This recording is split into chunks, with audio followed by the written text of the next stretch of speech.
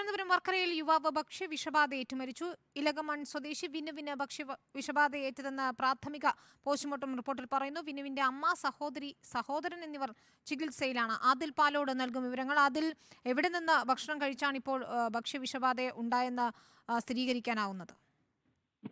വർക്കല ഇലകമൺ കരവാരത്ത് നിന്നുള്ള ഒരു കടയിൽ നിന്ന് കേക്ക് കഴിച്ചതിനെ തുടർന്നാണ് ഇവർക്ക് ഒരു കുടുംബത്തിനാകെ ഭക്ഷ്യവിഷബാധ ഉണ്ടായത്. കടയുടെ പേര് LB ഫുഡ് പ്രൊഡക്ട്സ് എന്നാണ്. കേക്കുകൾ വിൽക്കുന്ന കടയാണ്. ഇവിടെ നിന്നും കഴിഞ്ഞ വ്യാഴാഴ്ചയോടെ കേക്ക് വാങ്ങി കഴിക്കുന്നു. വ്യാഴാഴ്ച വൈകുന്നേരത്തോടെ ശാരീരിക അസ്വസ്ഥതകൾ അനുഭവപ്പെടുന്നു. ഇന്നലെ രാവിലെ പാരിപ്പള്ളി മെഡിക്കൽ കോളേജിൽ ചികിത്സയിലിരിക്കെ ബിജു എന്ന 23-കാരൻ മരിക്കുന്നൊരു സാഹചര്യം ഉണ്ടായി.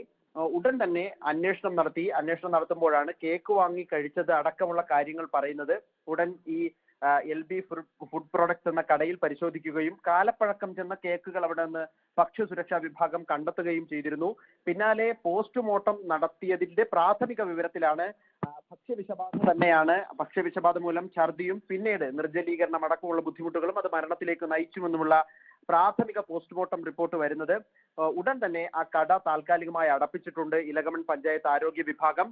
കടുത്ത പോലീസ് നടപടികൾ ഉണ്ടാകുമെന്ന് അയിരൂർ പോലീസ് അറിയിക്കുന്നു.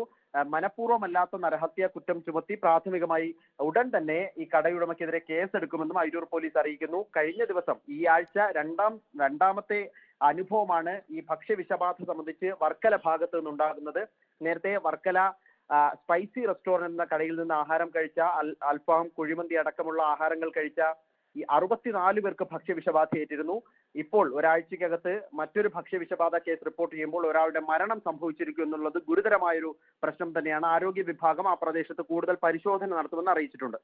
വർക്കലയിലാണ് യുവാവ് ഭക്ഷ്യവിഷബാധയേറ്റ് മരിച്ചത്. ഇലകമൺ സ്വദേശി വിനുവിനാണ് ഭക്ഷ്യവിഷബാധയേറ്റത്.